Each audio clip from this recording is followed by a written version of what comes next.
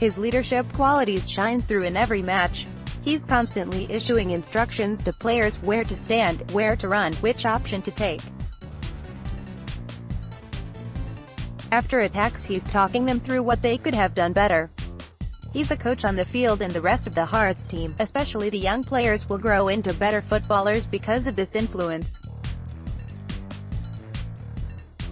But sometimes he could use a little help in encouraging his teammates to make the right decisions, and we're not just talking about the management staff or his fellow veterans in the first-team squad.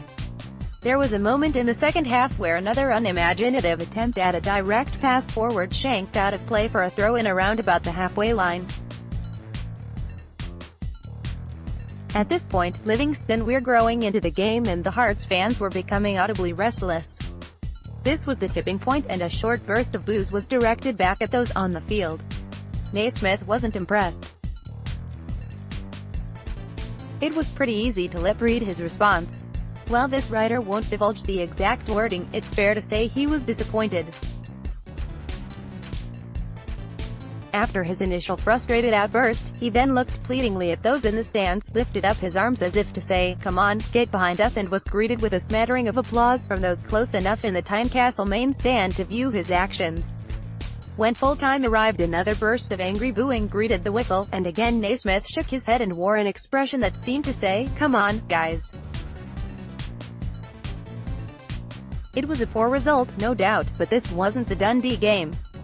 Livingston are a difficult team to defeat, and they arrived in Georgie Road with the intention of staying compact, frustrating their hosts, and then earning the right to play.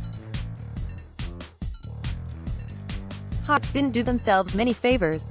Naismith was too isolated, and the back three didn't work as well as it has in recent weeks, but with Uche Ekpesu still not fit enough for a full 90 minutes and David Van Esseken the doghouse for his own fitness problems, it still left the hosts short on options in attack, with their talisman having to lead the line instead of dropping deeper as he likes to do.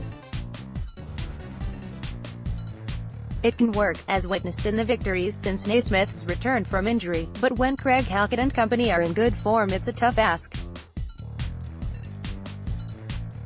As an experienced attacker, Naismith will know his teammates need to be playing with confidence in order to break down such a stubborn opponent. They need to take chances with the football, but can be reticent of doing so if there's booing ringing in their ears. This especially goes for the likes of Sean Clare, Jake Mulroney, John Souttar, Connor Shaughnessy and Callum Morrison, who are all 22 or younger. Naismith would never tell the fans what to do, nor should he. Fans are the lifeblood of the club, particularly at Hearts, where the supporters helped keep the club alive and will soon own it outright.